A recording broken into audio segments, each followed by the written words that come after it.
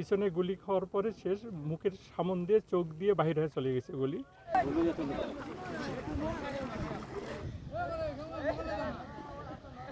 আমি জানি যে বাজারে গেছে বাজার করতে, সারা রাত অপেক্ষা করছি, আসে নাই। তো আমি জানি যে ওনার আরেকটা ওয়াইফ আছে, আমি ভাবছিলাম যে ওই বাসায় গেছে, কিন্তু তারপরে খোঁজ নিয়ে দেখি যে নাই। পরে কালকে আমি জানতে পারি যে এই ঘটনা, যে ইন্ডিয়াতে গেছে, ওইখানে ধরা পড়ছে, আটক আছে। এখন আজকে নাকি নিয়ে আসার কথা, নিয়ে আসছে। তো আমার সঙ্গে এই পর্যন্ত সাক্ষাৎ হয় নাই। আমি কথা বলতে অনেক চেষ্টা করছিলাম, ওই গেটে গেছিলাম, কিন্তু আমি ঢুকতে পারিনি, কথা বলতে পারিনি। ভারতের বিএসএফকে তীব্র নিন্দা জানাচ্ছি। যদি এরা বর্ডার ক্রস করে, এদেরকে ধরে শাস্তি দেওয়া হোক।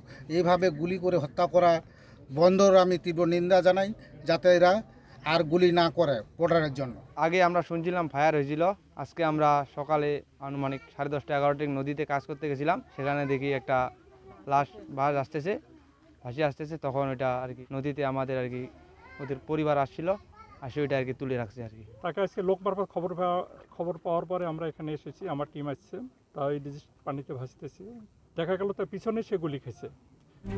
RICL TMX, যুগের পর যুগ স্থাপনা থাকে মজবুত। পিছনে গুলি খাওয়ার পরে শেষ মুখের সামন দিয়ে চোখ দিয়ে বাহির হয়ে চলে গেছে গুলি। এটা একদম ক্লিয়ার যে সে গান শুটিং হয়েছে, ক্লিয়ার বোঝা যাচ্ছে।